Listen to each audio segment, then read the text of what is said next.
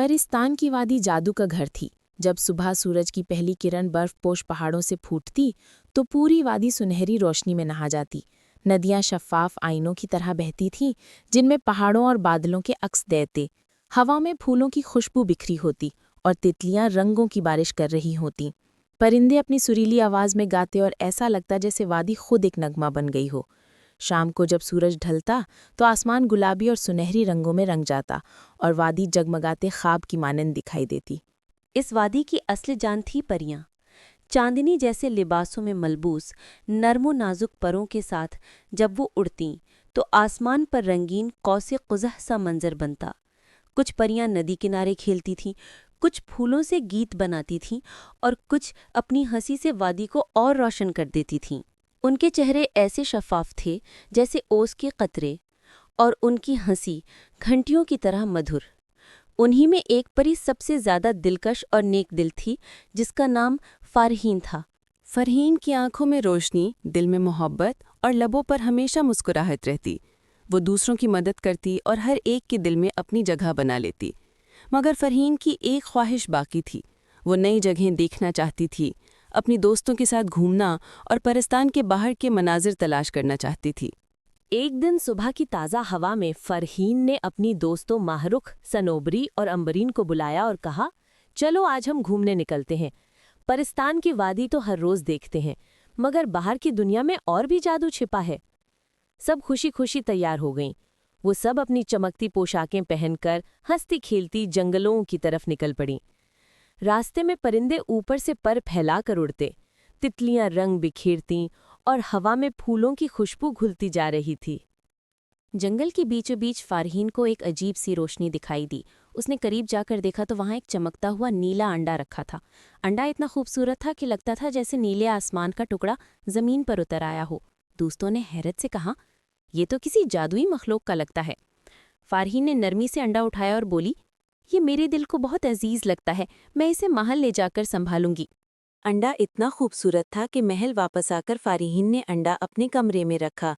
कई दिनों बाद अंडे में हलचल हुई। एक दिन वो टूटा और इसमें से एक नन्हा सा नीला ड्रैगन निकला। उसकी आंखें सितारों की तरह चमकती थीं और पर ऐसे जैसे नीले मोती जड़े हों। फ़ारहीन ने उसका नाम रखा नीलाब। नीलाब को वो अपने बच्चे की तरह प्यार करने लगी। वो उसे दूध पिलाती, गोद में लेती और बाग में खेलने ले जाती। नीलाब अपनी मासूम हरकतों से सबको खुश कर देता। महल के बासी हैरान थे। परी और ड्रैगन की ये दोस्ती कितनी अजीब मगर कितनी प्यारी है। मगर खुशी के दिन ज्यादा देर ना रहे। कुछ महीनों बाद नीलाब कमजोर होने लगा। उसकी आंखों की चमक मध्यम पड़ गई और उसके पर बेजान हो गए। फ़ारहीन परेशान हो गई और परिस्तान के सबसे बड़े हकीम को बुलाया। हकीम ने नीलाब को गौर से देखा और कहा, इसका इलाज यहाँ मुमकिन नहीं। इसकी बीमारी बहुत नायाब है। सिर्फ एक जड़ी बूटी है जो इसे ठीक कर सकती है, मगर वो एक दूर पहाड़ी वादी में उगती है। इसकी रखवाली एक जादुई भेड़िया करता है, किसी को करीब नहीं आने देता। फ़ारहीन का दिल बोझल हो गया, मगर उसने फैसला कर लिया कि वो किसी भी कीमत पर नीलाब को बचाएगी। अगली सुबह जब सनराइज ने परिस्तान को सुनहरी किरणों में नहलाया तो फ़ारहीन अपनी चांदी की तलवार और सुनहरी ढाल लेकर निकल खड़ी हुई। रास्ता कठिन था। पहाड़, जंगल और गहरी नदियां सब उसके सामने आए, मगर फ़ारहीन ने हिम्मत ना हारी।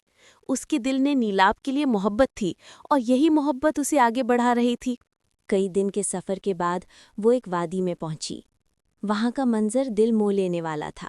सब्ज़ाज़ार, बीच में नीली झील और सूरज की किरणें पानी पर मोतियों की तरह बिखरी थीं। मगर उसी लम्हे एक खौफनाक आवाज़ गूंजी। वादी से एक जादुई भेड़िया नमूदार हुआ। उसकी आंखें अंगारों की तरह जल रही थीं, जिस्म काला और भारी, और उसकी मौजूदगी से ज़मीन हिल रही थी। भेड़िया गराया, ये वादी मेरी है, यहाँ कोई दाखिल नहीं हो सकता। फ़ारहीन ने डर के बजाय हौसले से कहा, मैं अपने बच्चे की जान बचाने आई हूँ, मुझे वो जड़ी बूटी चाहिए। भेड़िया धाड़ा, अगर इतनी हिम्मत है तो मुझसे लड़कर दिखाओ। फिर जंग शुरू हुई। भेड़िया आग के शोले फेंकता और अपनी ताकत से जमीन लरजाता। फ़ारहीन ढाल से आग रोकती और तलवार से वार करती। कई घंटे ये जंग जारी रही। आखिरकार जब सूरज गरूब होने लगा और आसमान सुर्ख हो गया تو فارحین نے اپنی تلوار آسمان کی طرف بلند کی۔ سورج کی آخری کرن تلوار پر پڑی اور روشنی سیدھی بھیڑیے کی آنکھوں میں جا لگی۔ وہ لمحہ بھیڑیے کی کمزوری ثابت ہوا۔ بھیڑیا زمین پر گرا اور بولا، تمہاری محبت اور ہمت جیت گئی، جڑی بوٹی لے جاؤ، تمہارا مقصد پاک ہے۔ فارحین نے جڑی بوٹی لی، حکیم کے پاس پہنچی اور دوا تیار کروائی۔ جب نیلاب نے وہ دوا پی تو اس کی آنکھوں میں پھر چمک آ گئی، پر طاقتور ہو گئے اور وہ خوشی سے اولنے لگا۔ محل میں خوشی کی لہر دوڑ گئی۔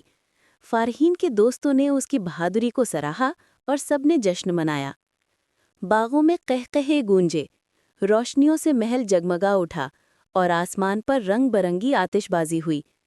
فارحین نے نیلاب کو گود میں لے کر کہا، تم صرف ایک ڈریگن نہیں، میرے دل کا ٹکڑا ہو۔ یوں فارحین اور نیلاب کی محبت اور بہادری کی یہ کہانی پرستان میں نسل در نسل سنائی جانے لگی۔